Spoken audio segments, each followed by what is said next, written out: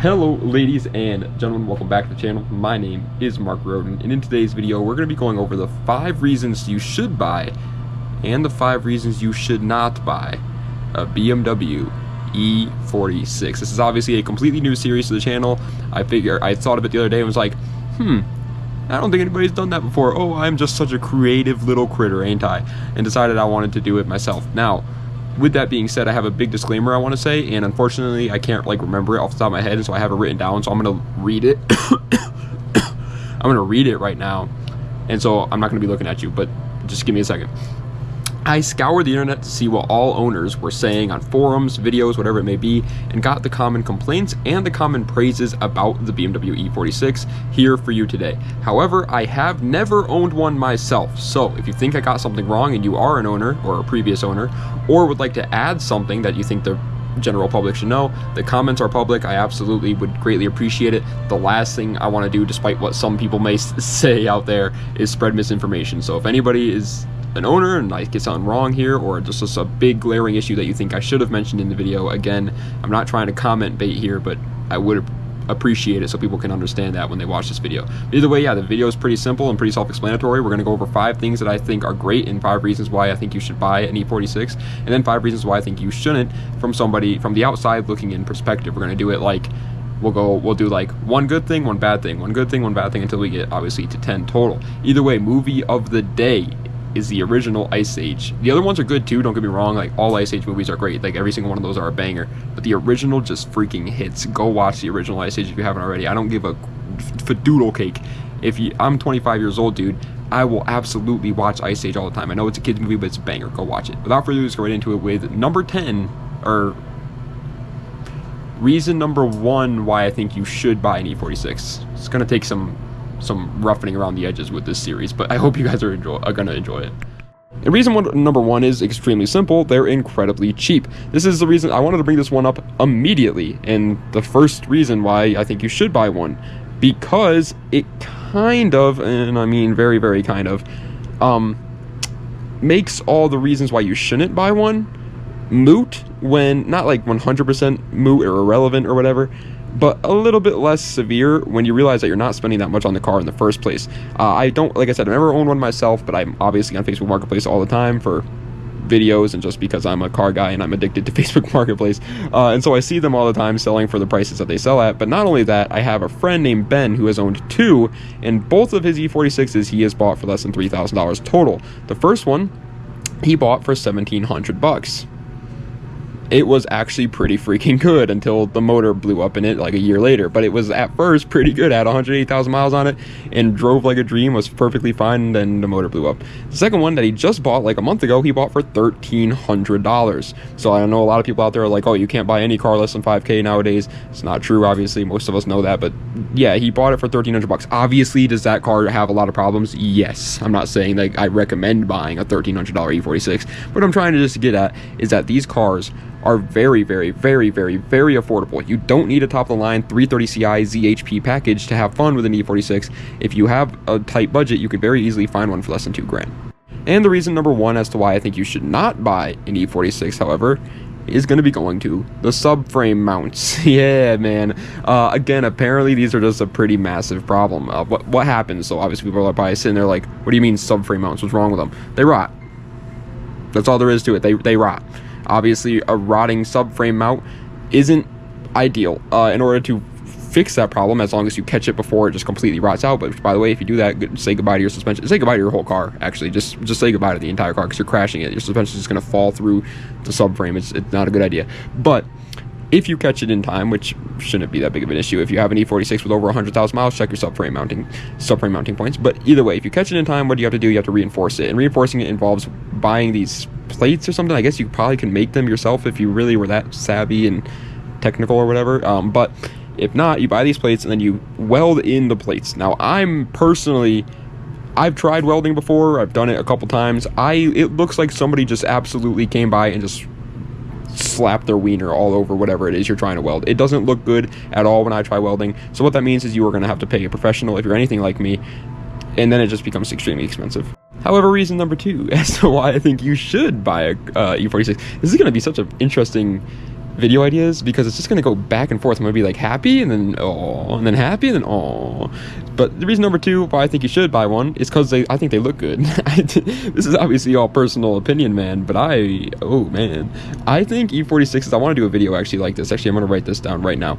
But I want to do a video in the future of cars that look really good in person but don't look that great in pictures. So cars that are like really boring in pictures but great looking in person. I think the E46 is one of those by far. Like, I think the E46 in pictures, I never really wanted one until my friend Ben bought his, and then I fell in love with it. I think they're just such simple looking, unassuming little cars that just, once you start to understand them and start to know what it is, you just kind of fall in love with them. It's something like a Chaser. Like a Toyota Chaser is a car that's another one of those cars that are extremely boring in pictures. Like, it's just a freaking Toyota sedan from the 90s. But then you look at it in person, it's just perfect. And that's exactly how I feel with the E46. This is obviously personal opinion. If you don't like them, you don't like them.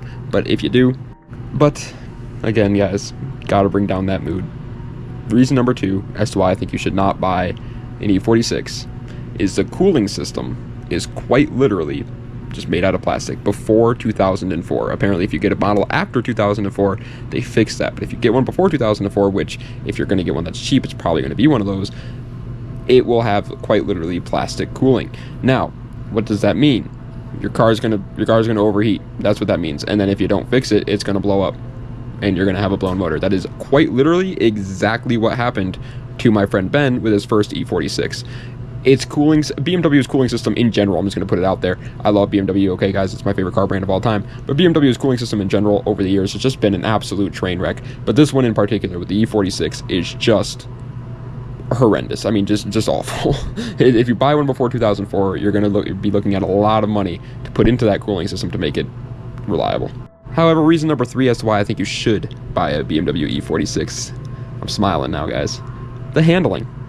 Again, I don't own one, but I have driven one, and it was my friend Ben's old E40s, not the new one, but the old one, blah, blah, blah. You guys get the idea at this point. But either way, these cars are not extremely, but they're very lightweight when you compare them to, like, modern cars. And most importantly, the one that I was driving, and most likely at this point, every E46 you're going to drive is going to have much stiffer suspension than the factory suspension. It's just so cheap to do that nowadays, and every E46 owner under the sun that buys an E46, it's like the first thing they do. And so it has stiff suspension, and the car is extremely lightweight with a really nice wheelbase to like complement it also well, with a pretty average weight distribution, pretty good weight distribution. And it's just right. It just feels right. Now, does it feel as fun as an NA Miata? Does it feel as fun as my Integra? Does it feel as fun as a BRZ? Probably not, because it is still a little bit on the heavier side compared to those cars, and the power to weight ratio just isn't the same.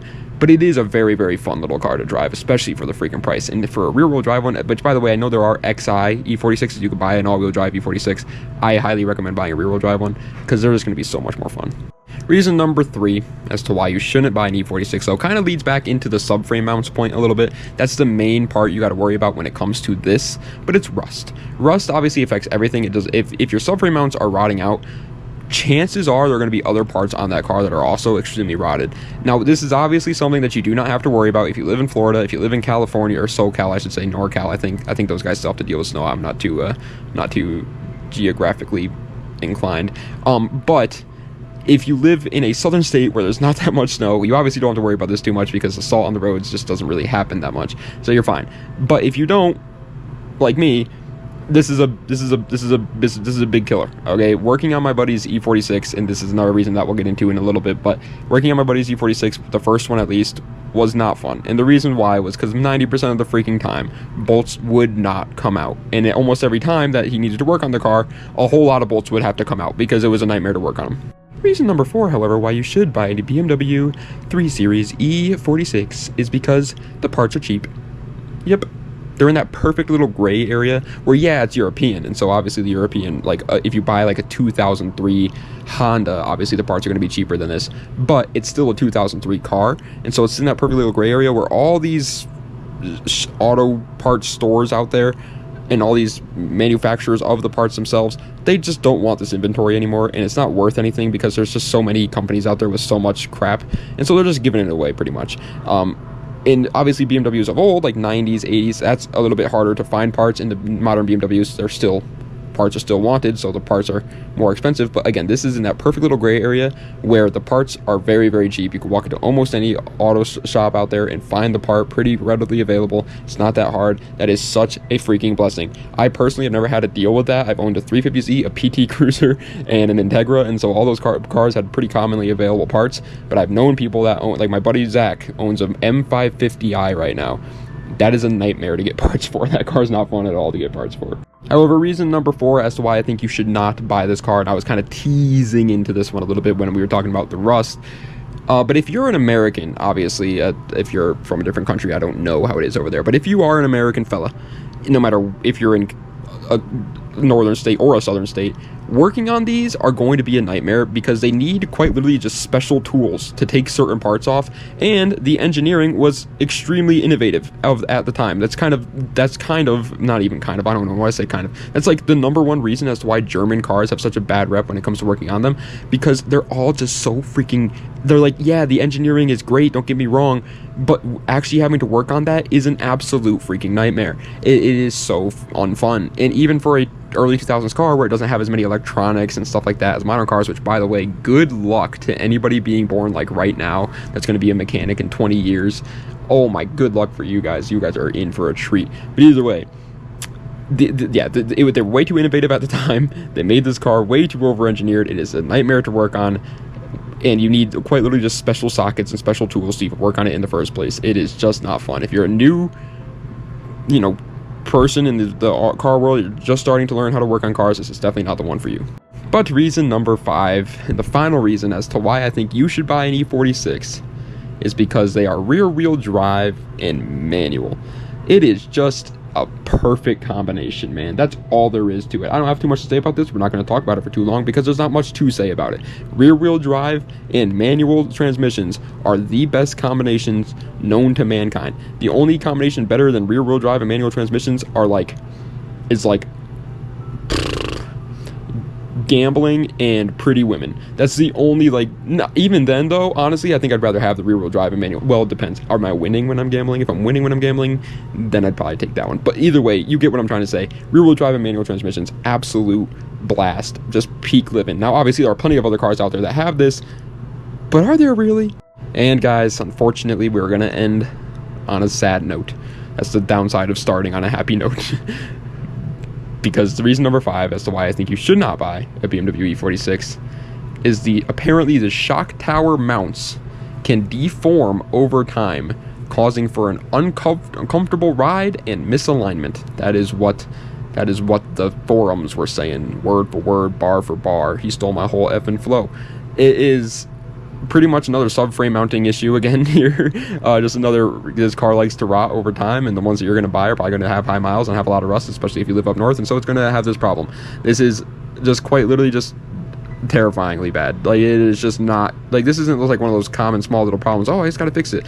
No, this is like, yeah, I mean, it's just like the death of your car pretty much, so that's not always that fun. But ladies and gentlemen, that is the end of today's video of the 5 reasons that I think you should and the 5 reasons that I think you should not buy a BMW E46. I hope you guys enjoyed. If you did, please be sure to like, comment, and subscribe to the channel for more content just like this. Let me know what other videos you see in the comment section down below. Check the links in the description for any of my other social medias or any of my other YouTube channels or any of that great Momo Jumbo. And I will be leaving a comment. Finally, the heater turned off. Dude, the heater was humming that whole video, by the way, so I apologize if you heard that the entire time and it was annoying, but it turned off now, so that's great for the outro. But yeah, I'll be leaving a comment down below with my new YouTube channel where I'll be using it to yap. As a matter of fact, I've been saying this for like months now, and like asking you guys to check out that channel if you're interested or whatever for like months, and I haven't uploaded anything because I told you guys it's not going to be a serious channel. It's just a channel for me to get whatever's on my mind off my mind, because it's starting to interrupt my actual videos on my real channels or whatever, and people are starting to get annoyed with my amount of rambling and yapping. I mean, this video alone, it was a 2-minute long intro, and so I decided to make that channel for that, but it's not going to be taken seriously. No upload schedule, no editing, none of that stuff. It's just going to be a channel where I can just talk or whatever. It's going to be in the comments below, by the way. But finally, for the first time ever, we will probably be uploading on that channel. I played the game Fishing Planet Dude, I don't even really like fishing that much. Like, I like it, don't get me wrong. I'll do it in the summertime every once in a while with my buddies. Like, yeah, it's just a good time. But, like, I'm not the biggest fishing fan in the world. But I've always wanted to play that game for some reason. It just kind of had that little, like, charm to it. And I never really did. But now that I started that channel, I had a reason to go try a new game. And so I tried it. Spoiler alert for that video, I wasn't the biggest fan, but I'm happy I tried it. You know, it was fun. It was fine. You know, if I had no other games installed at the moment and that was the only game I could play, I wouldn't complain. I'd be like, okay, that's fine. I was catching some fish. I was catching some big boys, you know? That's all there is to it. I was an angler. Like, that's what they called me, Mark the Angler. So, it was a good time. But that video will be going live on that channel if you guys are interested in that video. But anyway, let me know what you guys think of this series, man. I think this is a good idea. I think I got lightning in a bottle here. Because quite literally, I don't think I've ever seen anybody else. I've seen them do it with, like, their own cars. You know what I mean? And that's kind of where I got the idea from. Like, they'll do, like, oh, 5 things I love about my Acura Integra, or 5 things I hate about my Acura Integra, and I actually did a couple of those videos myself, but I've never seen anybody do it just like with like en masse, you know what I mean, just like talking about a bunch of different cars and a YouTuber's version of it, you know what I mean. And so I decided I should give it a try. Now I want to, again, the problem with doing videos like this though is you kind of have to own cars in order to actually like recommend them and review them almost, and I obviously don't, and so that's why I kept saying, that's why I said that at the beginning of the video, that's why I have that disclaimer there, and I'm probably going to keep that disclaimer in every single one of these just to let people know that I'm not like trying to be a phony or whatever. But I do think it's a good video idea, so let me know what you guys are thinking. Let me know if you guys want to see more. The views will obviously tell me whether or not you guys want to or not, but yeah, let me know what you guys are thinking, and if you are interested in this series and you want to see more videos like this, just let me know what cars you'd like to see me do them on, and I'll give it a shot. But anyways, thank you guys so much for watching. I appreciate it. Das Vidania. Go watch Ice Age, and have a nice night.